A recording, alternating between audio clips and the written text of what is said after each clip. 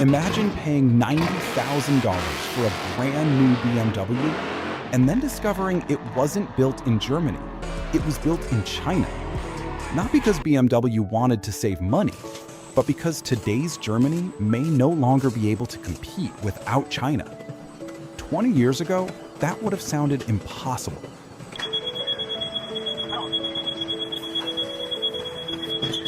Today, it's becoming the new reality. So what changed? Did China become better at building cars? Or did Germany quietly become dependent on the world's biggest automotive market? Because by the end of this video, you'll realize this isn't just the story of BMW, Mercedes, or Volkswagen. It's the story of how the center of the global auto industry quietly shifted from Europe to China.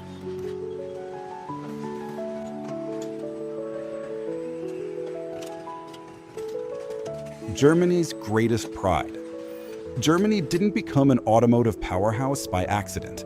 For over a century, German manufacturers built a reputation that bordered on legendary. Mercedes invented the modern automobile. BMW became the symbol of driving pleasure. Audi turned engineering into an art form. Porsche built dream machines. Volkswagen put an entire nation on wheels.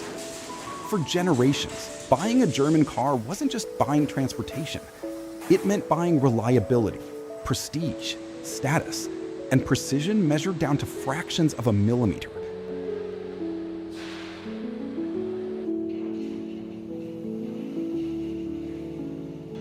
Millions of Americans grew up believing one simple idea: if you want the best car, buy German.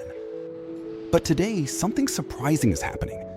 Open the hood of many new German vehicles, and you'll find components sourced from China. Visit BMW's newest factories. Visit Mercedes. Visit Volkswagen. Some of their most advanced production lines aren't in Germany anymore. They're in China. So, what changed?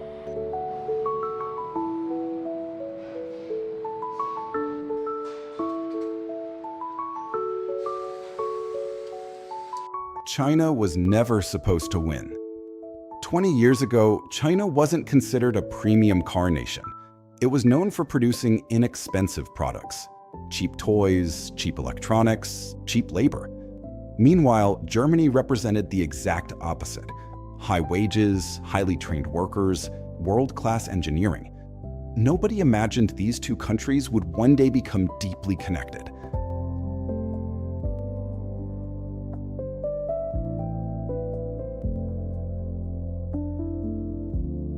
Then something unexpected happened. China didn't just become the world's factory, it became the world's largest car market. Year after year, millions of first-time buyers entered the middle class.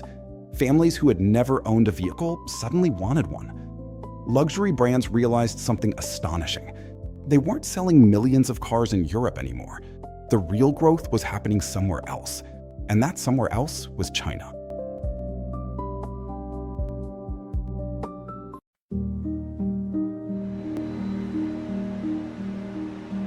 The market no one could ignore. Imagine trying to sell luxury products while ignoring your biggest customer. That's exactly the situation German automakers faced. China eventually became the largest single market for brands like BMW, Mercedes-Benz, and Volkswagen. In some years, nearly 40% of Volkswagen's global sales came from China alone. For BMW and Mercedes, China often became their largest national market.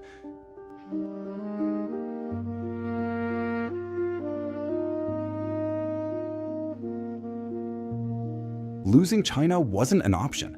It would mean losing billions of dollars every year. So instead of simply exporting cars from Germany, they started building them inside China. At first, it looked like a simple business decision: build closer to customers, reduce shipping costs, avoid import tariffs. But behind that decision was a much bigger transformation.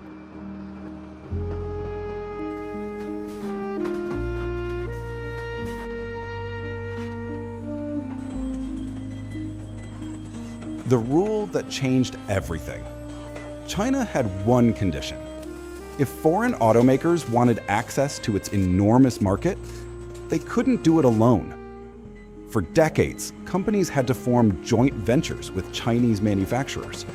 That meant sharing factories, sharing production, sharing expertise, sometimes even sharing technology.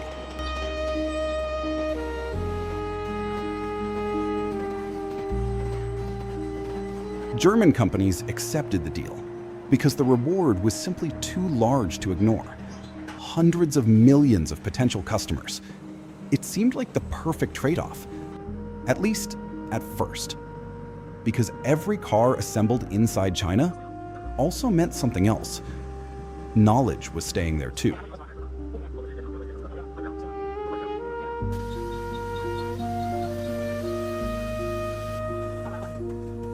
China was learning faster than anyone expected. Many executives believed China would remain the manufacturing partner, while Germany remained the innovation leader. That assumption turned out to be dangerously optimistic. Chinese engineers learned quickly. Local suppliers improved every year. Universities produced hundreds of thousands of engineering graduates. Battery technology accelerated. Software development exploded.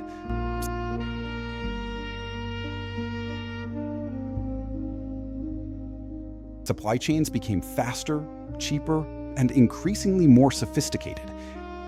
Within a surprisingly short period, China wasn't simply assembling German cars anymore. It was becoming capable of building world-class vehicles on its own. And then came the technology that changed everything: electric vehicles.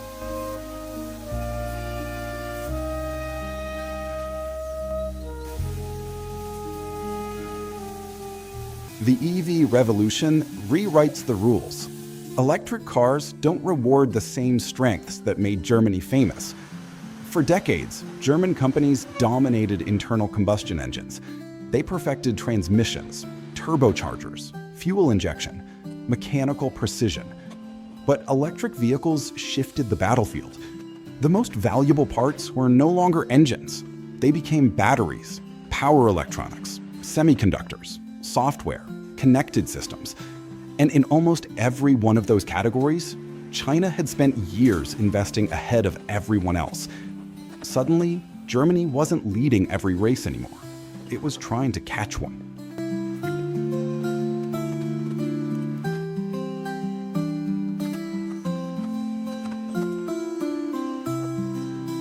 The unexpected reversal.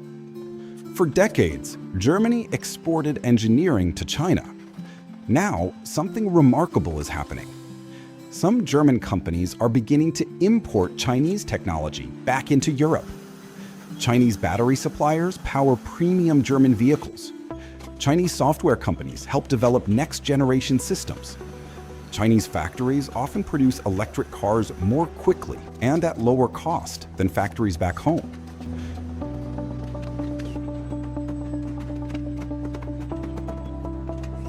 The relationship has completely flipped. Germany once taught China how to build cars. Now, Germany increasingly depends on China to remain competitive. And this growing dependence raises an uncomfortable question. What happens if politics suddenly becomes more powerful than business? Because the next chapter isn't really about cars. It's about tariffs, trade wars, national security, and why building cars in China has become one of Germany's biggest strategic risks.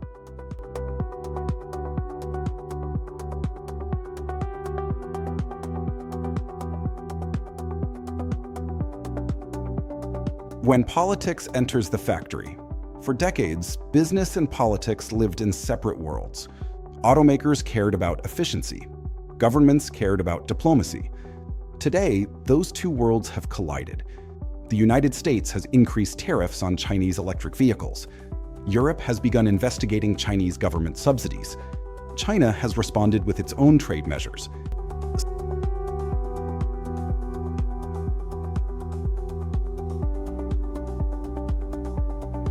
Suddenly, every factory has become more than just a factory. It's a geopolitical asset. A German vehicle assembled in China is no longer judged only by its engineering. It's also judged by where it's built. And that creates a difficult balancing act for every German automaker. How do you keep selling in China while avoiding political pressure from Europe and America. No company has found a perfect answer.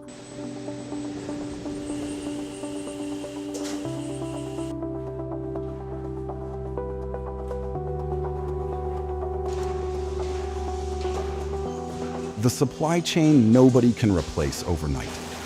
Many people assume companies can simply move production somewhere else. In reality, modern car manufacturing doesn't work that way. Building a factory takes years. Building an entire supplier network takes even longer. Thousands of companies produce everything from sensors and batteries to wiring harnesses and tiny electronic chips. China spent decades creating that ecosystem.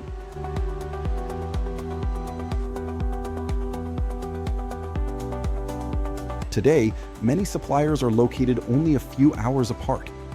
A battery manufacturer, a semiconductor supplier, an aluminum casting company, a robotics manufacturer.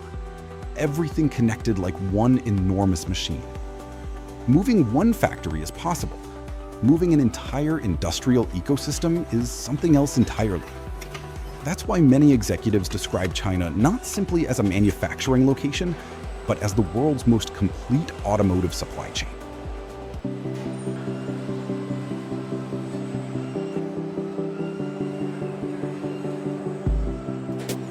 The robot revolution. One of the biggest misconceptions about manufacturing in China is that it's still powered by cheap labor.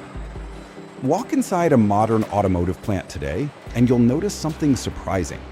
There aren't thousands of workers surrounding every vehicle. Instead, there are hundreds of industrial robots. They weld, paint, measure, inspect, lift components weighing hundreds of pounds with perfect precision.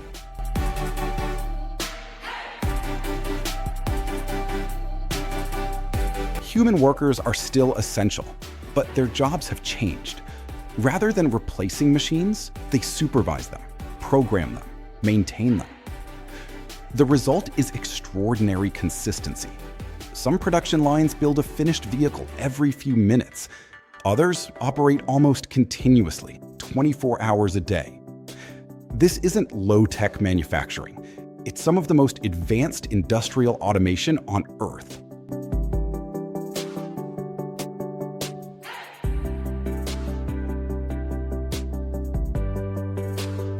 What German quality really means. This raises an uncomfortable question. If a BMW is built in China, is it still German? The answer surprises many people. Quality doesn't come from geography alone. It comes from standards. Every bolt has a specified torque. Every weld is measured.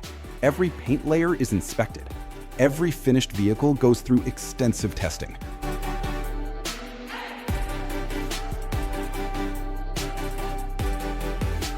Whether a car is assembled in Germany, China, South Carolina, or Mexico, the engineering specifications remain the same.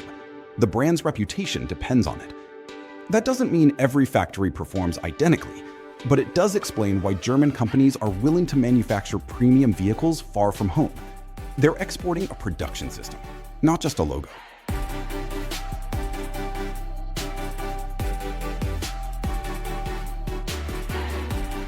Germany's new competitors. Perhaps the biggest surprise isn't that German companies build cars in China. It's that Chinese companies no longer need German companies.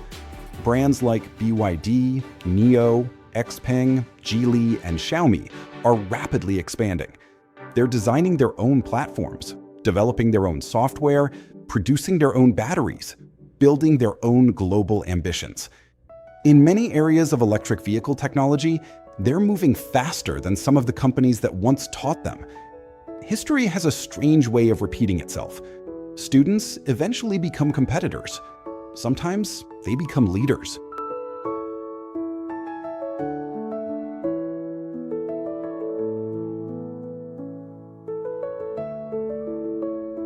Can Germany stay on top?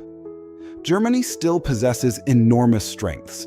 World-class engineering, powerful global brands, decades of manufacturing experience, deep customer trust.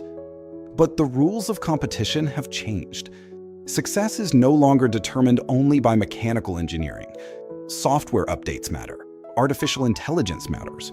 Battery chemistry matters. Supply chains matter. The companies that adapt fastest may define the next generation of automobiles. The companies that hesitate risk being left behind. This isn't the end of German engineering. It's the beginning of a very different chapter.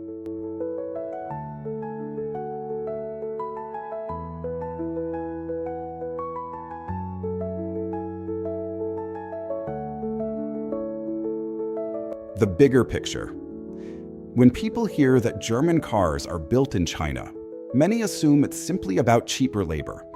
The reality is far more complicated. It's about scale. It's about logistics. It's about suppliers. It's about technology. It's about access to the world's largest automotive market. And increasingly, it's about survival in one of the most competitive industries on Earth. The modern automobile is no longer the product of one country. It's the product of an interconnected global network. Designed in one place, engineered in another, built somewhere else, sold almost everywhere. That is the new reality of manufacturing.